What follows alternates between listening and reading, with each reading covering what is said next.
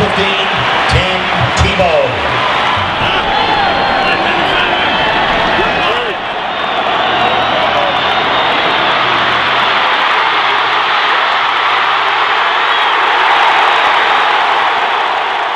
When the 2007 college football season began, Tim Tebow was getting more hype than Hannah Montana. It was ridiculous, really, and yet somehow he managed to overachieve.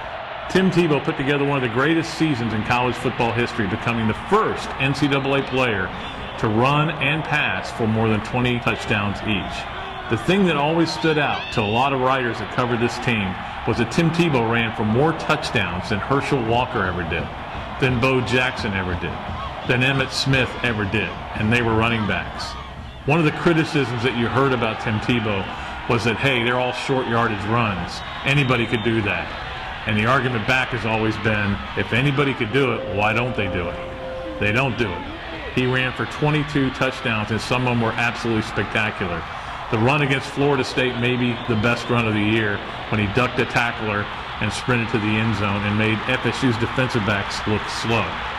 But the big question about Tim Tebow was about his passing. Nobody ever questioned his running ability. Everyone knew he could run because of what happened in 2006. We all sat there and watched as he would come in on 3rd and 1, 4th and 1, always getting the first down or the short yardage touchdown, doing the dirty work for Chris Lee. But we wondered about his passing. Even though he had thrown for 10,000 yards at Nice High School, it still was a question mark because people had not seen it at the college level. Oh, occasionally there would be a touchdown pass. You remember the long one to Lewis Murphy against LSU and the double-clutching basketball-style pass down in the other end zone to Tate Casey. But for the most part, that was a question. Could Tim Tebow pass? Well, he could pass. He showed it with some laser-like precision on deep balls. In fact, you'd have to say that Tim Tebow might throw the best deep ball in Florida football history next to Rex Grossman. But when you look at his pass efficiency, number 2 in the nation, you look at his pass completion percentage, almost 70%.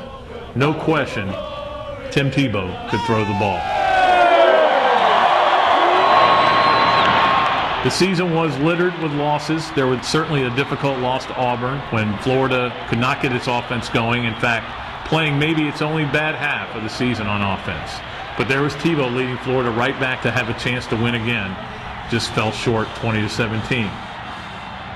There was a loss at LSU when Tebow put on a show and LSU fans were telling Sun sports writers after the game, we don't want any more of Tebow. We hope we don't see him in the SEC title game. And then, of course, the difficult loss to Georgia when Tebow was playing with a contusion in his shoulder and it could not run the ball. It cost Florida, and it cost Florida the SEC and a possible national championship.